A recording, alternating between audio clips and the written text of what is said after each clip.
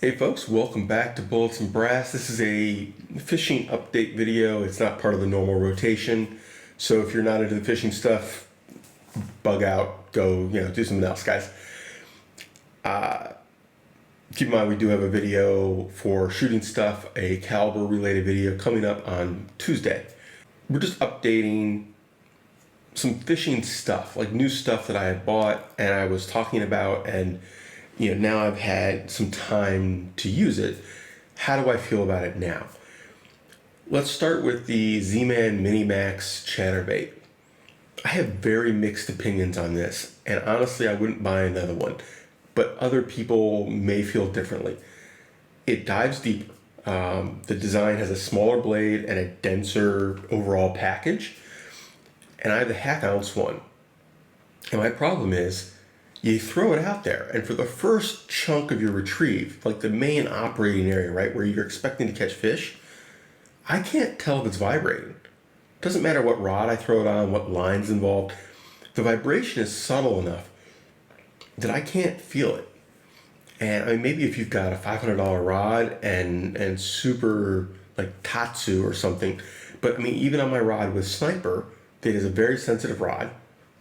The first part of the cast, I can't feel it. As it gets closer, you can start to kind of feel it, and then like the last 20 feet, yeah, you can tell it's vibrating.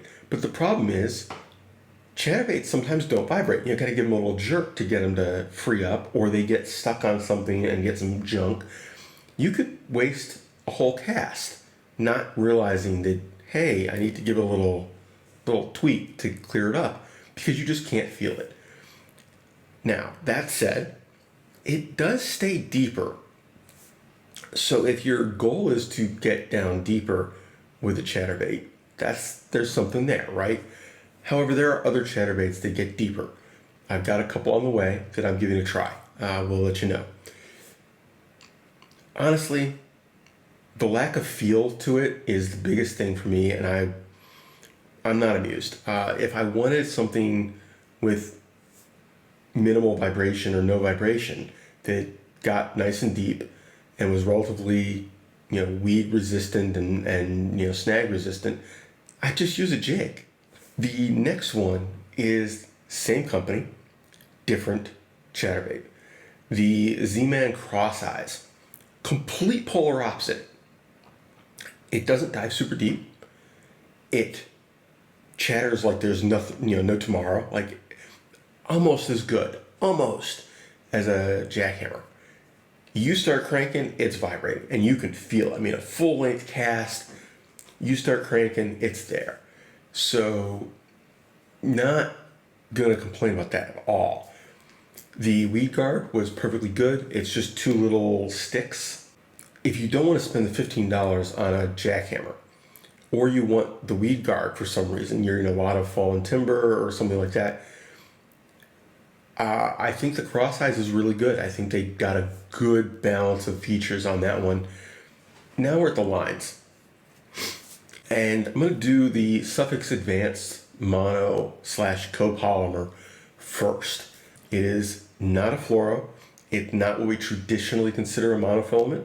When I stopped thinking about it as a one or the other, and I just thought about it as, hey, how do I like this line? When I started doing it that way, I was impressed. I like the line. I think it is a smooth line. It is in between what you normally expect for a mono and a fluoro. The feel of it is much more close to a fluoro than a mono. It doesn't seem to have a lot of stretch.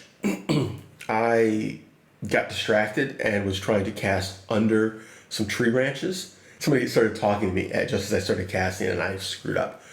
And there were a couple times where I was like, let me just pull that piece of little branch that I'm caught on. We'll just pull it. It came off of the whole situation intact. My knot was fine. The actual part that was involved in all this actual dragging over trees didn't feel like it had any dings and nicks or anything. It didn't feel like it had any issues. No, that wasn't a super abrasive material. That was just a tree branch. And I was pulling pretty significantly. I was not pulling hard enough. I was worried about breaking the line. But if I had had regular mono, I would have expected stretch. I would buy more. I absolutely would buy more. No question. I may not buy it in 10 pound. I think I would probably want to go to like 12 pound and feel more comfortable using it on a wider variety of baits. I think that the added diameter would not be an issue. Lastly, BASIX. Seaguar BASIX, 15 pound is what I've got.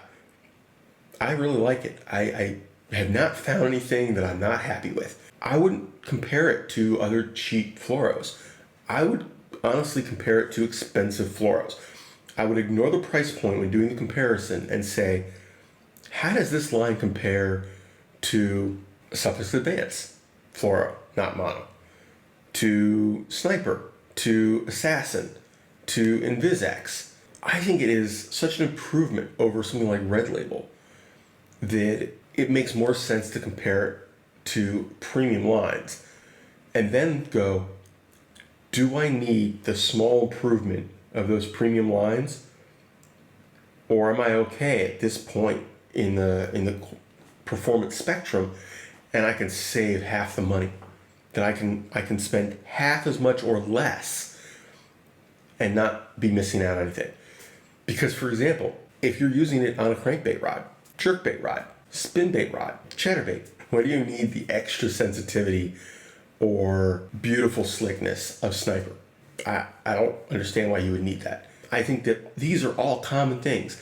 Now, if I'm talking a worm rod, a wacky, a jigging where I'm going to flip it in and I may not, I got MS subtle bites or I'm not necessarily going to have tight line. Yeah. These are areas where I think the extra money for the extra sensitivity may be worthwhile. I know what I pick.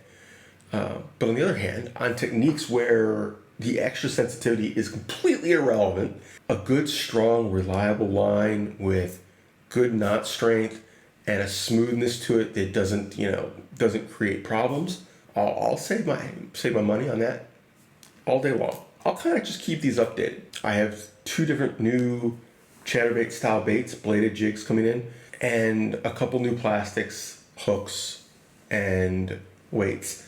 I'm trying some new worm weights. I'm trying some new colors for striking rage bugs. My water clarity is very different than I'm used to right now, and I just need to adapt. When I looked at my selection of colors, I'm like, I don't have what I want. Like this situation is not one that I'm used to encountering. I don't have the right thing for this. So I just ordered it. I was ordering to get the bladed jigs, and I was like, well, at this point, if I spend $10 more, I save $7 on shipping. It's only costing me $4, to get the extra stuff. I know, logic, right? Spent more money, but got more stuff. Whatever. That is it. Take care. Have fun. Good luck out there fishing.